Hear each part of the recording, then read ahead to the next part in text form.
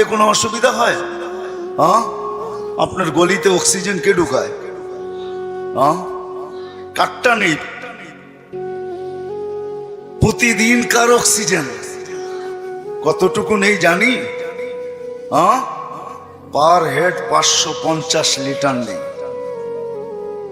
মাছ যদি 30 দিনে হয় তাহলে আর আপনি আর আমি 16,500 লিটার পার মান্থ নেই অক্সিজেন। বলেন এখানে আমরা যেই কজন বসা আছি ডেলি কতবার মন খুইলা আল্লাহ বলি? আল্লাহ, কতবার মন খুইলা আল্লাহ বলি? আল্লাহ যদি জিজ্ঞাসা করে তুই আমাকে এরকম করে ডাকিস কেন, তো আমি ভিতর থেকে যেন জবাব দিতে পারি, মালিক 24 ঘন্টা তোমার অক্সিজেন নেই, 1 টাকা বিলও তুমি নাও না। অথচ আমরা 2020-এ দেখছি এখনো মিডিয়ায় থাকতে পারে ঢাকার এক হাসপাতাল মাত্র আধা ঘন্টা অক্সিজেন দিছে আর 84,000 টাকা বিল বানাইছে, আর আমরা 24 ঘন্টা অক্সিজেন নেই। তুমি একবারও আমাদের থেকে বিল নাও না বা চাও না। আমার মন চাইলো তোমাকে আমি একবার মন বইরা আল্লাহ বইলা ডাকি। 3 দিন পর্যন্ত ঘরে পানি ব্যতীত কিচ্ছু নাই। 3 দিন চলতেছে ঘরের অবস্থা, শুধু পানি আছে আর কিচ্ছু নেই। 4র্থ দিন সকালে ঘরের অভিভাবক বাহির হইতেছে আর বলতেছে দোয়া করো আজকে যেন কিছু মিলে। কিন্তু যখন সন্ধ্যায় ফিরতেছেন ওই দিনও কিচ্ছু মিলে নাই, ওই দিনও কিচ্ছু মিলে নাই। কিন্তু ঘরের মহিলা বারবার রাস্তা দেখতেছেন যে আজকে কিছু মিলবে হয়তো, কিন্তু সন্ধ্যাবেলা যখন ঘরের পর্দা উঠায় দেখতেছেন আসতেছে, কিন্তু চেহারাটা মলিন, হাত দুইটা খালি। নাম পরে বলবো আমি। যখন একবারে ঘরের কাছে চলে আসছে, এখন আর আওয়াজ, পর্দা নষ্ট হবে না, তো আওয়াজ দিছেন আলী। বুঝছেন তো? আলী রাদিয়াল্লাহু তাআলা আনহুর কথা বলতেছি। ফাতেমা রাদিয়াল্লাহু তাআলা আনহা আওয়াজ দিছেন আলী। তো চোখে চোখ পড়ছে, তো জিজ্ঞাসা করছে চেহারা মলিন কেন?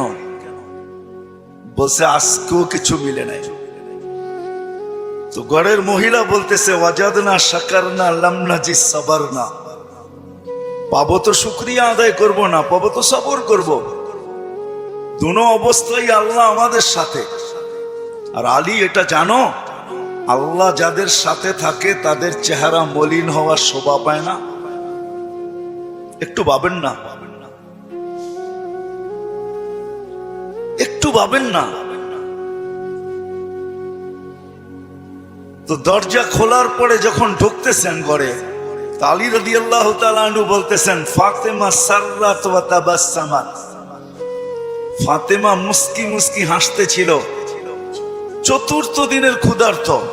এটা ওই দিনের কাহিনী যেই দিন হাসান হোসাইনকে আল্লাহর রাসূল জিহ্বা চোষায়া খিদা নিবারণ করাইছেন, ওই দিনের কাহিনী বলতেছি আমি।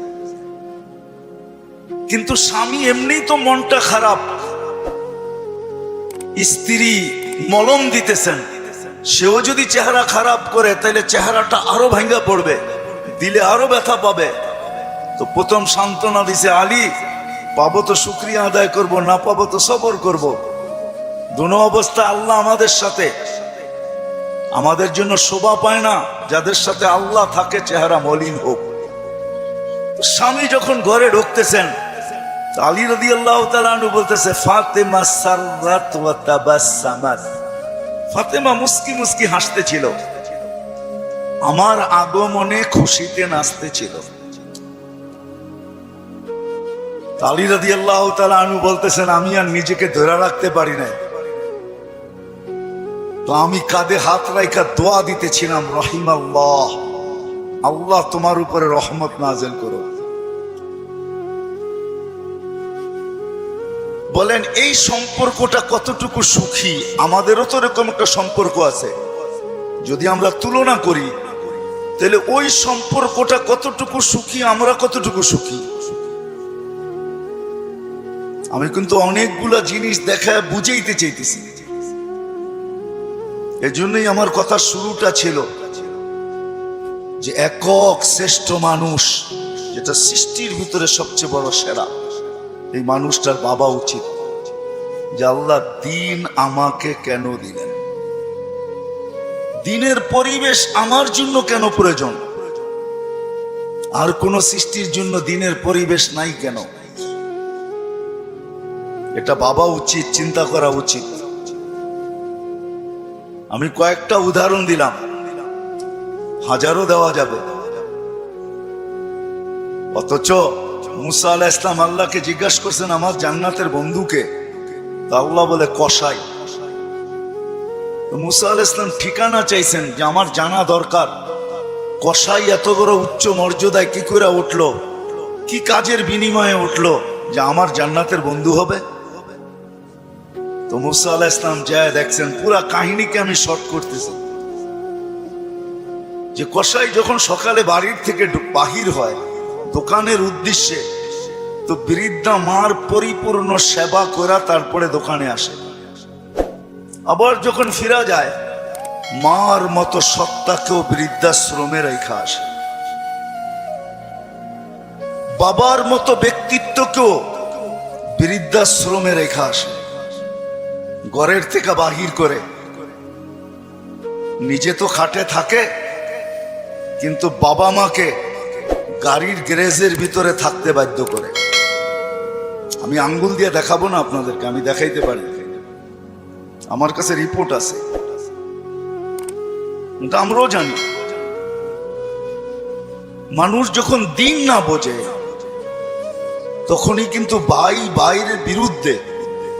আমি তো বৃদ্ধাশ্রমের কথা বলতেছি, আজকে তো মিডিয়াতে দেখা যায় সন্তান মা বাবাকে সাত টুকরা করে। সত্য তো? কারণটা কি? সে দিন বোঝে নাই, দিনের প্রয়োজনীয়তা মনে করে না, যে দিন আমার জন্য কেন দিলেন আল্লাহ আমার জন্য দিন। তখনই কিন্তু যা আমরা দেখতেছি বর্তমানে, এগুলা দেখতে হইতেছে এই জন্য যে ভাইয়ের বিরুদ্ধে কেস করতেছে। সিভিল কেস কিন্তু সমস্ত আপনজনের বিরুদ্ধে, প্রতিবেশীর বিরুদ্ধে খুব কম। আপনজন